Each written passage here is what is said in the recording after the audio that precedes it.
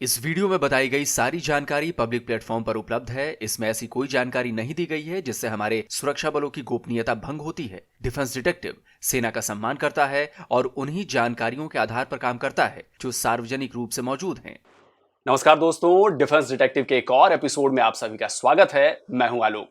तो आज के वीडियो में मैं आपको बताने वाला हूं कि इंडियन एयरफोर्स के लिए 114 फाइटर जेट्स की जो डील होनी है वो कौन और क्यों जीत सकता है, किस फाइटर जेट के जीतने की सबसे ज्यादा संभावनाएं हैं, किसे 114 फाइटर जेट्स का इतना बड़ा ऑर्डर मिलने वाला है। और हालांकि ये भी बात सच है कि इस डील की बात हम लोग पिछले कई सालों से सुनते आ रहे हैं कि डील होने वाली है, होगी, लेकिन अभी तक ये डील हुई नहीं है। ये हम सबको पता है कि हमारी वायुसेना इस वक्त जरूरत से बेहद कम स्क्वाड्रंस को ऑपरेट कर रही है। टू फ्रंट वॉर को देखते हुए 42 स्क्वाड्रंस की जरूरत है, लेकिन इस वक्त पुराने और नए विमान मिलाकर करीब 31 स्क्वाड्रन ही हमारे पास है, यानी करीब 11 स्क्वाड्रन हम पीछे हैं। इसी गैप को भरने के लिए साल 2007 में MMRCA टेंडर को निकाला गया था, जिसमें 126 फाइटर जेट्स खरीदे जाने थे, लेकिन बात बनी नहीं और आखिरकार साल 2015 में इस डील को कैंसिल किया गया और फिर 36 राफेल खरीदे गए। लेकिन इससे फौरी मजबूती तो मिल गई, लेकिन हमारी वायुसेना की जरूरत पूरी नहीं हुई। इसीलिए साल 2018 में MMRCA 2.0 के लिए RFI यानी रिक्वेस्ट फॉर इंफॉर्मेशन को फ्लोट किया गया है। अब इसे भी 4 साल बीत चुके हैं, लेकिन डील का कोई अता पता नहीं है। हाँ, इसमें यह प्रोग्रेस हुआ है, ये अपडेट है कि पिछले 1 साल से इंडियन एयरफोर्स के भीतर इस पर बहुत ज्यादा चर्चाएं शुरू हो चुकी हैं और कहा जा रहा है कि ये डील जल्द से जल्द की जानी चाहिए, क्योंकि स्क्वाड्रंस की संख्या लगातार कम होती जा रही है और एयरफोर्स ये नहीं चाहती कि उसकी स्क्वाड्रन कम हो। चाहती इसलिए है कि 114 फाइटर जेट्स की ये जो डील है वो जल्दी से हो जाए, जिससे जरूरत के मुताबिक जितनी जरूरत है, जितने स्क्वाड्रंस की उसे जरूरत है, उतने स्क्वाड्रंस उसके पास तैयार रहे। भारतीय वायुसेना की कमान संभालते ही air chief marshal VR Chaudhary ने साफ कर दिया था कि एयरफोर्स को 114 फाइटर जेट्स की बेहद ज्यादा जरूरत है और वो इस पर बेहद गंभीरता से काम कर रहे हैं। पिछले साल अक्टूबर में दिए अपने एक बयान में उन्होंने कहा था कि air force 114 multi role fighter aircraft deal के समर्थन में है और इसके लिए वो काम कर रहे हैं। अभी इसी साल 11 जून को अंग्रेजी अखबार फाइनेंशियल एक्सप्रेस को दिए इंटरव्यू में भी air chief marshal VR Chaudhary ने कहा कि मौजूदा 31 स्क्वाड्रन से नीचे जाने का भारतीय वायुसेना का कोई इरादा नहीं है। इसलिए तेजस की डील के साथ साथ एयरफोर्स MRFA यानी multi role fighter aircraft deal पर भी आगे बढ़ रही है। देखिए, ये कोई छोटी मोटी डील नहीं है, करीब $20 बिलियन की डील है और मुझे नहीं लगता कि हाल फिलहाल के वर्षों में किसी देश ने फाइटर जेट्स के लिए इतनी बड़ी कोई डील की हो और इसीलिए इसमें वक्त लग रहा है। लेकिन सवाल वही है कि आखिर कितना वक्त लगेगा। मुझे लग रहा है कि एयरफोर्स इस पर हर पहलू पर बारीकी से जांच कर लेना चाहती है कि कहीं कोई कमी न रह जाए, कहीं कोई जरूरत हमारी कम न पड़ जाए, छूट न जाए, इसलिए वो इतना ज्यादा वक्त ले रही है। और थोड़ी बहुत मुझे लग रहा है कि पॉलिटिकल विल की भी कमी है। लेकिन इसके बाद भी मैं कह रहा हूं कि चर्चाएं शुरू हो चुकी हैं और बहुत तेजी से इस पर काम हो रहा है, इसलिए ये डील हो सकती है और कभी नहीं एयरफोर्स चाहेगी कि वो इसमें कोई कमी छोड़ दे। शायद इसीलिए MRFA को फास्ट ट्रैक मोड में लाने का फैसला लिया जा चुका है। इसका मोटो है buy global make in India, यानी जहाज भले ही विदेशी खरीदा जाएगा, लेकिन उसे मेक इन इंडिया के तहत भारत में ही बनाया जाएगा। तो नई डील के मुताबिक 18 फाइटर जेट इंपोर्ट किए जाएंगे, यानी वो सीधे उसी कंपनी से आएंगे जिसकी पेमेंट विदेशी मुद्रा में की जाएगी, संभवतः डॉलर्स में होगी। इसके बाद 36 जहाज भारत में ही बनेंगे, जिसकी कुछ पेमेंट विदेशी मुद्रा में की जाएगी और बाकी की भारतीय रुपए में, यानी ये हुआ 54 जहाजों का हिसाब। बाकी बचे 60 जहाज भी भारत में ही बनेंगे, लेकिन इसकी पूरी की पूरी जिम्मेदारी उस भारतीय कंपनी की होगी जो मुख्य विदेशी कंपनी की भारत में साझीदार होगी और इसकी पेमेंट सिर्फ और सिर्फ भारतीय रुपए में ही की जाएगी। इसका मतलब यह हुआ कि इससे हमारा ही फायदा है। भले ही जो डील है वो $20 बिलियन की है, लेकिन ज्यादातर पेमेंट जो होगी वो भारतीय रुपए में होगी। मतलब अगर आधी भी हो जाती है तो ये बहुत बड़ी बात है और इसका फायदा हमारी इकोनॉमी को मिलेगा। हमारी इकोनॉमी में पैसा इंजेक्ट होगा और वो उसमें आएगा। भारतीय रुपए की वैल्यू भी इसमें मुझे लगता है कि बढ़ेगी, कि इतनी बड़ी इन्वेस्टमेंट होगी। और लेकिन बड़ा सवाल वही है कि भाई इस डील में कौन सा फाइटर जेट बाजी मारेगा, किस फाइटर जेट को इतने बड़े विमानों का ऑर्डर मिलेगा? मतलब कौन सा फाइटर जेट बनाने वाली कंपनी को इतना बड़ा ऑर्डर मिलेगा? कंपटीशन इसलिए कड़ा है क्योंकि इस डील की रेस में मुख्य रूप से कुल 7 फाइटर जेट्स दौड़ रहे हैं। फ्रांस का राफेल, अमेरिका का F-21, F-18 सुपर हॉर्नेट और F-15EX, स्वीडन का ग्रिपेन, यूरोप का यूरोफाइटर टाइफून और रूस का सुखोई 35। हालांकि द प्रिंट ने 13 जून को जो आर्टिकल पब्लिश किया है उसके मुताबिक रेस में 3 अमेरिकी जहाज, एक फ्रेंच और एक स्वीडिश है। इसमें उन्होंने रूस और यूरोप के फाइटर जेट्स को शामिल नहीं किया है। वहीं इसी साल 3 जून को फाइनेंशियल एक्सप्रेस ने इस डील को लेकर जो खबर दी है वो इससे थोड़ी सी अलग है। इसके मुताबिक रेस में कुल 8 फाइटर जेट्स हैं। F-21, F-18 super hornet, Rafale, Gripen, मिग-35, सुखोई 35, यूरोफाइटर टाइफून और F-15EX। यानी इस रेस में 3 अमेरिकी फाइटर जेट्स हैं। और 3 अमेरिकी फाइटर जेट्स इसलिए हैं क्योंकि वहां की डिफेंस इंडस्ट्री बहुत ज्यादा मजबूत है और अमेरिका के इकोनॉमी में वहां के डिफेंस इंडस्ट्री का बहुत बड़ा रोल है और इसीलिए अमेरिका को सुपर पावर कहा जाता है। तो अमेरिका कैसे बना सुपर पावर, इसके बारे में आप लोगों को जरूर जानना चाहिए। तो मैं आपको रेकमेंड करूंगा कि आप कुकू एफएम पर एक ऑडियो बुक मौजूद है जिसका नाम है how America became a super power. तो मैं रेकमेंड करूंगा कि आप इस किताब को, ऑडियो बुक को जरूर सुनिए। कुकू एफएम ऑडियो लर्निंग का एक बहुत बड़ा प्लेटफॉर्म है और सबसे बड़ी बात ये मेड इन इंडिया है। यहाँ आपको हिंदी, अंग्रेजी और दूसरी रीजनल लैंग्वेजेस में 1000 घंटे से भी ज्यादा की ऑडियो बुक्स की लाइब्रेरी मिलेगी।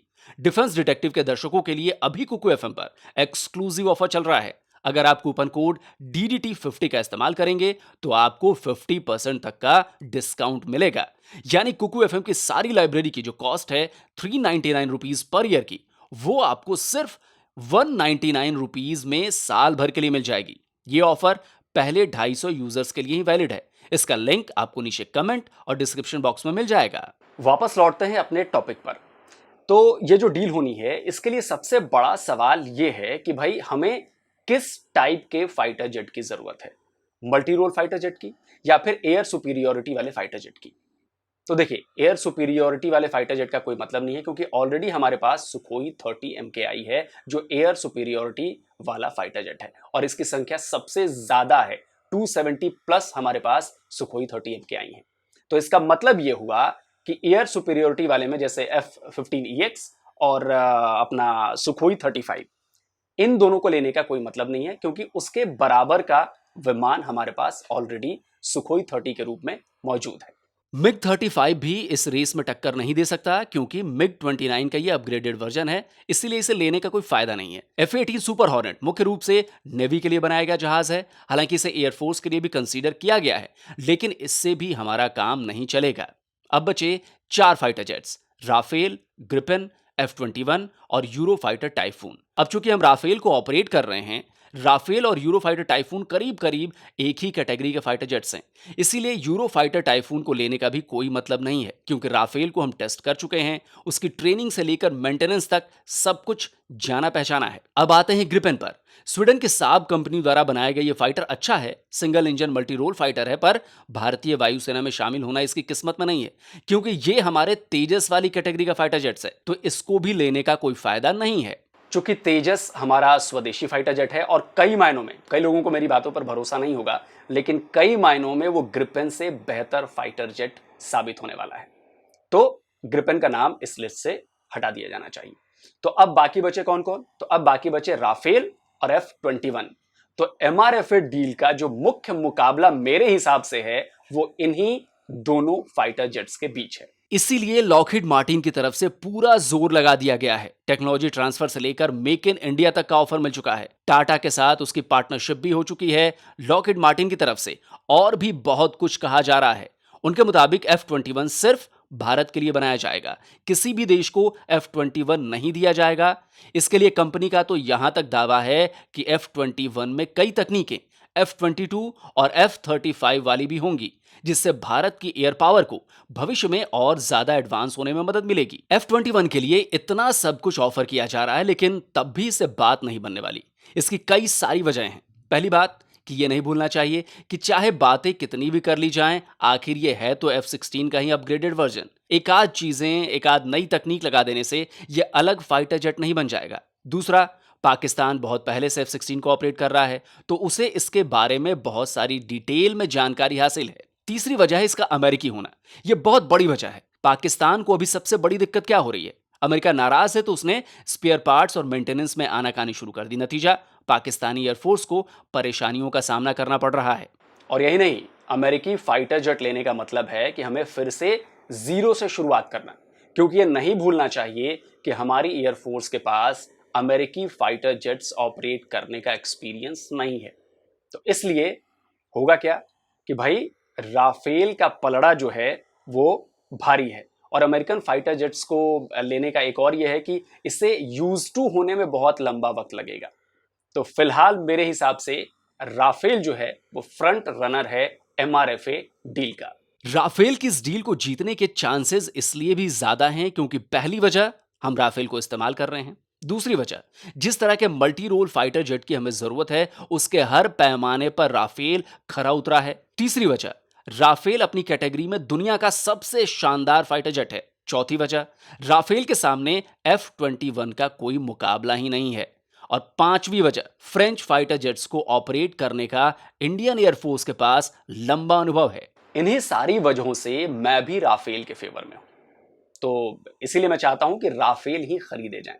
और अगर हम दूसरी तरफ अमेरिका को देखें, तो अमेरिका में एक बात हम सब जानते हैं कि अगर अमेरिका को अपना फायदा नहीं दिखता है तो फिर अमेरिका परेशान करने लगता है। और वहीं अगर दूसरी तरफ हम फ्रांस को देखें, तो फ्रांस भारत का बेहद भरोसेमंद, विश्वसनीय देश है, विश्वसनीय दोस्त है, और हम उस पर बहुत अच्छा, अमेरिका से, मेरे हिसाब से हम अमेरिका से ज्यादा भरोसा फ्रांस के ऊपर कर सकते हैं। और फ्रेंच जो फाइटर जेट्स हैं उन्हें इस्तेमाल करने का हमारे पास लंबा अनुभव भी है, तो इसलिए भी संबंध बहुत अच्छे हैं। तो मुझे लगता है कि इसीलिए राफेल को ही इंडियन एयरफोर्स को खरीदना चाहिए। अच्छा, अब ये अलग बात होगी कि हमारी वायुसेना क्या सोच रही है, वहां पर जो थिंक टैंक्स बैठे हैं वो क्या सोच रहे हैं, क्योंकि वो मुझसे ज्यादा जानते हैं, मुझसे ज्यादा सिचुएशन अवेयरनेस उनके पास है। उनको पता है कि एयरफोर्स को एक्चुअल में किस फाइटर जेट की जरूरत है। तो अगर कल को मेरी बात गलत साबित हो गई, कल को राफेल जीत नहीं पाया ये डील, तो भैया गाली मत दीजिएगा।